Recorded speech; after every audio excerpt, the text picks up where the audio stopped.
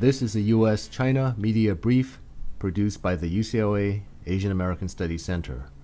The U.S.-China media brief features interviews with experts and other prominent individuals involved in studying and documenting the dynamic and ever-evolving relationship between the United States of America and the People's Republic of China. I'm Russell Leong, Director of the U.S.-China Media Brief of the UCLA Asian American Studies Center. Now, you had mentioned earlier in an earlier article that the AFL-CIO had criticized the All China Federation Trade Union, and they asked how could they simultaneously represent the government, the party, and the workers within a kind of the new kind of market-driven economy of the PRC.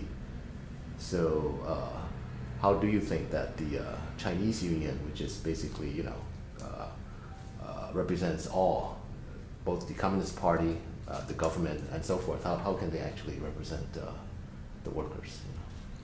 Well, the reality is that unions in China have emerged from a very different economic, social, political context than unions in this country, and the structure is not the same. And so if our expectation is that we will only relate to or have communication and dialogue with unions that have the same history as unions in this country, then we wouldn't be talking to very many people. We think that the benefit of these exchanges between unions and workers of our two countries is that there are a lot of common interests, common concerns, common goals and objectives. So we think that the benefit of developing these exchanges is to really focus on mutual interest rather than what keeps us apart. Kent, can you talk a little bit about some of the common mutual interests that American workers and Chinese workers have, in your view? What we see in the era of globalization is that corporations know no boundaries. Corporations are free to go anywhere in the world to exploit natural resources, to exploit workers, and to do all they can to maximize profits and lower wages and working conditions. So that's a global threat as far as I'm concerned with regard to the race to the bottom and with regard to corporate policies which have disregarded the rights and interests of workers, of worker rights, of human rights, of the environment. So it is incumbent upon unions and workers who represent the interests of working people to develop collaborative strategies on how to approach this era of globalization. And that includes sharing information with regard to collective bargaining agreements when workers negotiate with employers. It's important that they have as much information as possible about who those employers are. It's very important to maintain a level of labor standards to make sure that there was some equitable distribution of the wealth. So for example, when we went to China 2 years ago, our delegates were briefed on a successful organizing campaign targeting 72 Walmart department stores. And this is amazing. How could it be that not a single Walmart department store in the United States is union, that Walmart maintains a fiercely anti-union policy, and yet in China, unions were able to successfully organize 72 Walmart department stores. There was a mutual benefit for workers to talk about why it is that Walmart is allowing unions in China and refused to allow unions here in this country. Yeah, that's a great victory. It's been reported both in the Chinese press, and the American press.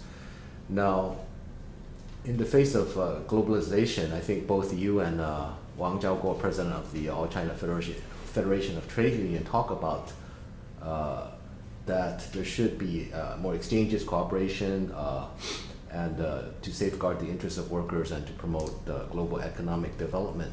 What does this actually mean? Does this mean that actually American and Chinese workers should adhere to a kind of a common labor standard, or should they adhere to their own sort of countries' labor regulations? What does this actually mean by, in terms of adherence to regulations and collective bargaining and so forth, because the structures are different? Just last year, there was a major change in labor law in China that was aggressively supported by the unions of China as well as a number of labor scholars. And so during my past few visits to China, I've had an opportunity to meet with labor scholars who were very involved in the drafting and in advocating for progressive labor law change. Interestingly enough, it was US-based corporations that opposed this labor law reform and threatened unions and workers in China that if you pass this labor law reform, we may pull out of China and we may go to another part of the developing world where wages are lower. And so I think this sends a very bad message for US corporations to be threatening to keep labor standards low in parts of the developing world. So I do think that there's mutual interest there with regard to labor law reform. Here in this country, unions are very committed to try to pass the Employee Free Choice Act and to try to enact labor law reform to allow the basic right of workers in this country to form and join unions, which is currently not respected under the laws. So I do think that even on this front, on labor law reform, there is mutual interest for both unions and workers of China and the US to communicate. Now, as you had pointed out, hundreds of US corporations are increasing their investments in China. These include Walmart, Boeing, General Motors, Ford, Chrysler, IBM, Motorola, Verizon, Sprint, Nike, Hilton, and Sheraton. Do you see that it would be good for Chinese workers to promote more investment by US corporations, therefore giving more jobs to Chinese workers, or how to mitigate, how to actually balance this sort of investment and protecting the rights of and advancing the rights of workers? There has been a huge change in the Chinese economy, and the state-run economy has been replaced by a mixed economy that has been encouraging the foreign investment and that has been encouraging a free market economy. So on the one hand, the benefits of that are undeniable. The standard of living of workers in China has steadily risen over the years. You see the growth in material abundance and material wealth in China. I've been traveling to China for more than 30 years, and the changes in the course of that time have been phenomenal. You never would have imagined that China during the midst of the Cultural Revolution could have developed as fast and as far as they have developed. At the same time, there are downsides to the massive influx of foreign capital. There has been more environmental degradation, there's been more economic inequality, there's the growth of a lot of social ills and problems that in many ways are directly attributed to the huge presence of multinational corporations. So I think in many ways unions and workers of China could benefit from the knowledge and experience of unions and workers in this country. We have a much longer history in the United States of dealing with capital and dealing with multinational corporations. And I think that there's mutual interest in having this dialogue and communication to learn about best practices on safeguarding the rights of workers in this era of globalization.